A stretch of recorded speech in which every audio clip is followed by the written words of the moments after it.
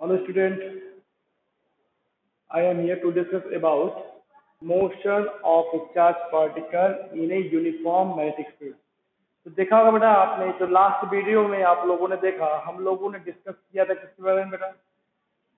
हमने डिस्कस किया magnetic force के बारे में, और मैग्नेटिक फोर्स के बारे में जब हम डिस्कस कर रहे थे तो आप लोगों ने देखा वहां पे लॉरेंट फोर्स के बारे में बात किया गया और लॉरेंट मैग्नेटिक फोर्स के बारे में भी बात की गई, और फोर्स की डायरेक्शन फाइंड करने के लिए फ्लेमिंग लेफ्ट हैंड रूल के बारे में भी हम लोगों ने बात किया। अब हमारे पास जो मिला बेटा, तो आपके पास जो नेक्स्ट टॉपिक है वो आप देखेंगे। तो यहाँ पे कहा गया बेटा कि motion of A charge particle in a uniform magnetic field. तो क्या करना है आप देखिए, सिंपल सी चीज है। तो सपोज कर लेते हैं बेटा इसके तीन केसेस हैं। तो पहला केस, तो इसके तीन केस हैं। पहला जो केस ले रहा है, तो फर्स्ट केस आपके पास है कि सपोज कर लेते हैं कि चार्ज पार्टिकल बेटा मैग्नेटिक फील्ड के पैरेलल या सेम डायरेक्शन में अगर मूव करता है तो क्या होगा। चलिए, तो क्या लिखा जाए, if A charge particle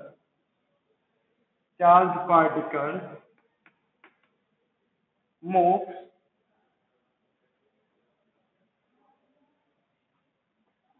parallel to the magnetic field। तो आप देखिए क्या मिलेगा ना, ऐसे कंडीशन में आपको पता है कि थीटा की वैल्यू हमारे पास जीरो होता है, और थीटा की वैल्यू अगर जीरो होता है इसका मतलब बेटा हमारे पास कल हम लोगों ने प्रूव किया magnetic force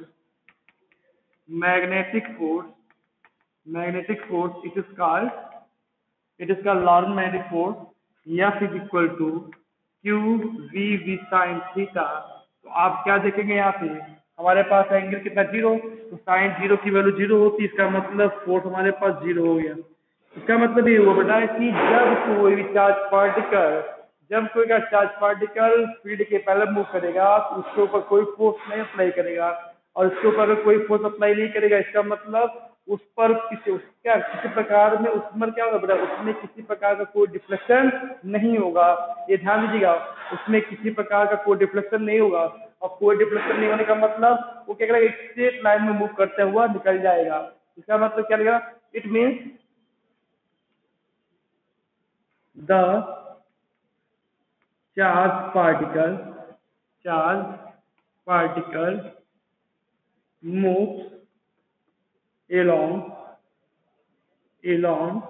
a straight line,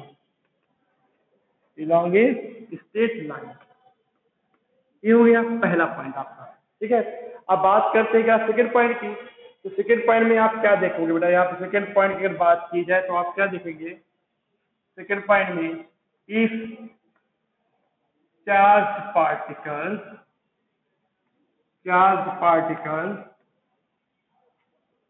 move, यहाँ लिख दिया जाए इंटर्स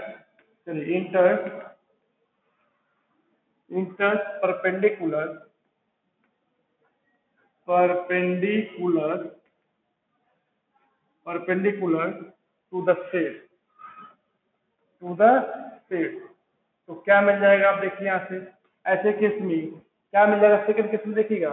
तो मैंने क्या कहा बेटा, परपेंडिकुलर। तो आपको याद होगा, फिर से लीजिए, फ्लेमिंग लेफ्ट हैंड रूल की बात अगर करते हैं तो हम पढ़ते हैं एफ बी आई या एफ बी सी। तो होता है क्या बेटा, हम दिखाता है direction of force, index finger या फोर फिंगर बोलते हैं इसको, ये शो आउट करता है मैग्नेटिक फील्ड, और ये शो आउट करता है क्या, direction of motion of charge, या आप करंट भी इसको आप कह सकते हो। तो आप क्या देखेंगे बेटा यहाँ से, तो सबसे पहले हम सपोज कर लेते हैं हमारे पास ए लिया मैंने मैग्नेटिक फील्ड, अब बेटा अगर ये मैग्नेटिक फील्ड है, इसका मतलब अगर ये मैग्नेटिक फील्ड है तो मैग्नेटिक फील्ड के बारे में बताया मैंने, दो तरीके से क्या कहते हैं मैग्नेटिक फील्ड को हम शो करते हैं, एक होता है डॉट और दूसरा क्या होता है क्रॉस। डॉट का मतलब क्या होता है, फील्ड हमेशा आउटवर्ड होता है, और क्रॉस का मतलब बेटा फील्ड हमेशा क्या होता है, इनवर्ड होता है। क्या होता है, इनवर्ड। और जब भी आउटवर्ड कहें या इनवर्ड कहें, इसका मतलब हमेशा जो फील्ड होगा वो हमेशा क्या होगा, perpendicular to the plane of the, अगर इस बोर्ड की बात करें तो ये क्रॉस मतलब इनवर्ड होगा, और साथ ही साथ इस बोर्ड के क्या होगा, परपेंडिकुलर होगा। और अगर बात करें डॉट की, अगर बात करें क्या डॉट की, तो डॉट का मतलब क्या होता है, डॉट का मतलब ये है कि डॉट का मतलब हमेशा क्या होगा, इसके परपेंडिकुलर और साथ ही साथ क्या होगा, आउटवर्ड होगा। अब आप देखिए, तो हमेशा आप देखिए ध्यान दीजिए, हमने बात किया था कि फील्ड अगर क्या कहते हैं, फील्ड में परपेंडिकुलर अगर कोई चार्ज पार्टिकल इंटर करता है तो उस कंडीशन में जो फोर्स होता है वो क्या होता है, मैक्सिमम होता है। और मैक्सिमम फोर्स होने की वजह से ये क्या करता है, एक पाथ डिस्क्राइब करता है, और ये पाथ डिस्क्राइब जो करता है वो कैसा होता है, सर्कुलर होता है। क्या होता है, एक सर्कुलर पाथ होता है। अब आप देखिए इसमें क्या किया, जैसे ही सपोज करिए, अब आप सपोज करेंगे तो यहाँ सपोज करिए मैंने कहा है प्लस चार्ज है, ये मैंने क्या कहा प्लस चार्ज है, और प्लस चार्ज क्या करेगा बेटा, यहाँ पर अब आप देखिए ना मूव कर रहा है किधर, ऊपर। और मैंने कहा बेटा इसकी स्पीड के लिए वेलोसिटी मैंने v ले लिया। अब आप देखिए, अब आपको देखना है कि फोर्स की डायरेक्शन क्या होगी according to Fleming left hand rule. चलिए, तो मैंने क्या बेटा, ये हमारे पास क्या है, ये हमारे पास क्या बेटा, ये index finger direction of field है, तो आपके पास एक फील्ड हुआ, ये हमारे पास इनवर्ट फीड हो गया। अब आप देखिएगा, आपके पास जो सेंटर फिंगर होता है वो दिखाता है डायरेक्शन ऑफ क्या, मोशन ऑफ द चार्ज। अब आप देख रहे गया, ये आप देखिए, तो इस कंडीशन में आप क्या देख रहे हो, जो फोर्स की डायरेक्शन होगी, जो फोर्स की डायरेक्शन होगी बेटा, वो फोर्स की डायरेक्शन क्या होगा, टूवर्ड्स सेंटर होगा। क्या होगा, टूवर्ड्स सेंटर होगा। इसका मतलब आपके पास ये मिला, ये मिला आपके पास सेंटर। और मैंने कहा कि ये फोर्स की डायरेक्शन होगी, और कौन सा फोर्स होगा, मैग्नेटिक फोर्स होगा। ये कौन सा फोर्स होगा, मैग्नेटिक फोर्स होगा। अब आप ध्यान दीजिए यहाँ पे, तो क्या लिखा, क्या लिखेगा, rain, rain A charge particle moves perpendicular to the field, to the field, then it describes a circular path of radius small r। अब बेटा यहाँ पे आप क्या कर सकते हैं, स्मॉल हो गया, और मैंने क्या ना चार्ज पार्टिकल मूव यहाँ लिख दिया जाए परपेंडिकुलर टू द आपके लिए विथ वेलोसिटी या यही लिख दिया जाए, एंड विथ वेलोसिटी v। चलिए, तो आप क्या देख रहे हो ऐसे कंडीशन में, तो आप क्या देख रहे हो कि फील्ड, क्योंकि हमने पढ़ा है फील्ड और वेलोसिटी के बीच का एंगल कितना हमारे पास 90 है, तो 90 का मतलब पता हमारे पास थीटा की वैल्यू क्या मिला, 90 मिला। तो मैग्नेटिक फोर्स क्या मिलेगा आपके पास, मैग्नेटिक फोर्स आपके पास क्या मिल जाएगा, बोलिए क्या मिला, एफ एम कर देते इसको हम, तो क्या मिलेगा आपके पास, क्यू वी साइन थीटा होता है। तो आप क्या देख रहे हो ऐसे कंडीशन में एंगल क्या होता है, 90 है, तो कॉस 90 साइन 90 की वैल्यू क्या होती है, 1 होती है। तो हमारे पास मैग्नेटिक फोर्स क्या मिला, F M is equal to Q V. Equation number आपने क्या कह दिया, इसको फर्स्ट कह दिया। चलिए, इक्वेशन नंबर को आपने फर्स्ट कह दिया। सिमिलरली अब आप देखिए, अगर ये सर्कुलर पाथ डिस्क्राइब कर रहा है तो इसका मतलब बेटा मैग्नेटिक फोर्स की जो डायरेक्शन है वो क्या टूवर्ड सेंटर है, तो क्या बोला, टूवर्ड सेंटर है। दैट मीन इसका मतलब बेटा सेंटर अगर हम ओ लेते हैं तो आप क्या देख रहे हैं, सर्कुलर पाथ है, और जब सर्कुलर पाथ पे कोई भी चार्ज पार्टिकल है, कोई भी बॉडी या कोई भी पार्टिकल मूव करता है तो क्या कहता है, it experiences centripetal force directed toward centre. अब आप देखिए क्या मिलेगा, लिखेंगे the charge particle the charged particle the charged particle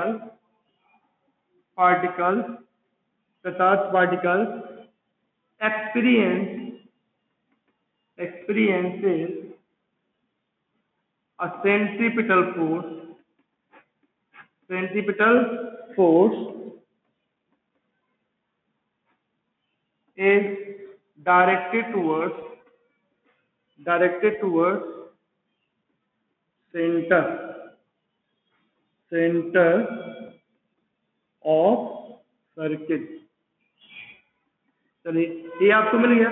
साथ ही साथ आप क्या देखेंगे, यहाँ से मिल गया। अब आपके पास जो सेंटीपिटल फोर्स होगा, हमारे पास क्या होगा, सेंट्रीपिटल फोर्स हमारे पास क्या मिल जाएगा, F C is equal to क्या होता है, M D square upon R. Equation number आपके पास क्या सेकंड हो गया।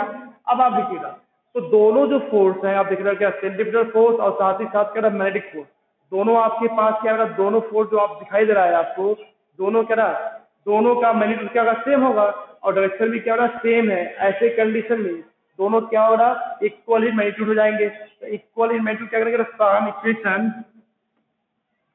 From equation first and second. चलिए तो क्या मिल जाएगा आपके पास Q V B is equal to M D square upon are.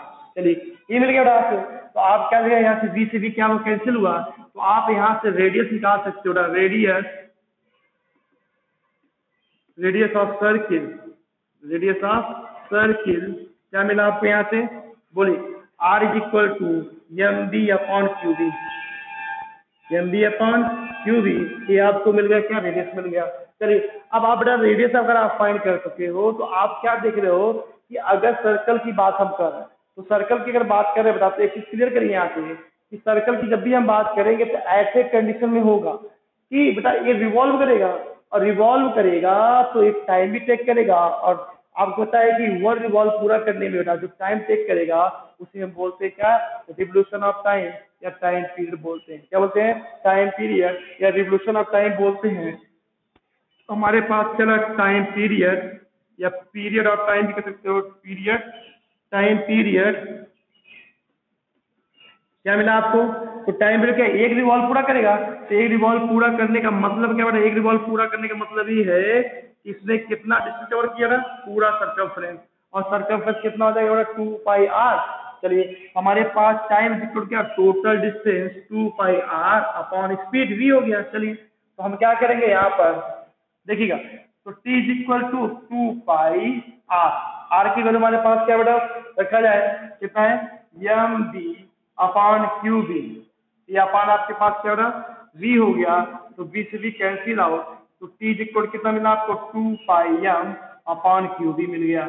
ये आपके पास मिला क्या टाइम पीरियड, ये आपके पास क्या मिला टाइम पीरियड। अब आप देखेंगे बेटा यहाँ से साथ ही साथ क्या करते हैं, साथ ही साथ क्या करते हैं ध्यान दीजिएगा, साथ ही साथ क्या ध्यान दिया जाए, अगर आपको बड़ा फाइंड करनी है क्या फ्रीक्वेंसी, चलिए अगर आपको फाइंड करनी है क्या फ्रीक्वेंसी, तो फ्रीक्वेंसी क्या मिलेगी, फ्रीक्वेंसी आपको क्या मिलेगी, बोलिए क्या मिलेगा, एफ इज इक्वल टू होता बेटा 1 upon time period capital T. तो F is equal to T हमारे पास कितना मिला आपको, बोलिए क्या मिला 2 pi M upon Q B, हमारे पास क्या मिल गया यहाँ से F is equal to Q B upon 2 pi M. चलिए ये आपके पास रखा फ्रीक्वेंसी, इसको नंबर ऑफ रिवोल्यूशन ऑफ क्या नंबर ऑफ रिवोल्यूशन पर सेकेंड भी बोलते हैं, क्या बोलते हैं नंबर ऑफ रिवोल्यूशन पर सेकेंड भी इसको कहते हैं। इसमें ध्यान देना है, इसका थर्ड केस भी देखते हैं बेटा, तो क्या देखते हो बेटा इसका थर्ड केस क्या देखते हैं, थर्ड केस में आप एक कह सकते हो थर्ड केस क्या होगा वो देखिएगा। अभी हम बात करते हैं थर्ड केस की, साथ ही साथ अब आप देखिए ना, तो आपने देखा एक एंगल लिया मैंने 0 और दूसरा एंगल लिया क्या 90। अब आप कह सकते हो अगर 180 हो तो दो देखिए यहाँ पे मैंने जो 0 लिया था वहां पे आप दो चीजें कह सकते हो बेटा, 0 और 180। 0 का मतलब हमेशा सेम ही डायरेक्शन, इसको आप क्या बोलते हो पैरेलल कह सकते हो बेटा, और 180 की बात करते हैं तो इसको बोलते हैं क्या एंटी पैरेलल, क्या बोलते हो बेटा इसको हम बोलते हैं क्या एंटी पैरेलल। अब आप देखिए थर्ड केस के बारे में हम बात करते हैं, देखिए थर्ड केस के बारे में बात करते हैं कि इफ क्या लिखा व्हेन चार्ज पार्टिकल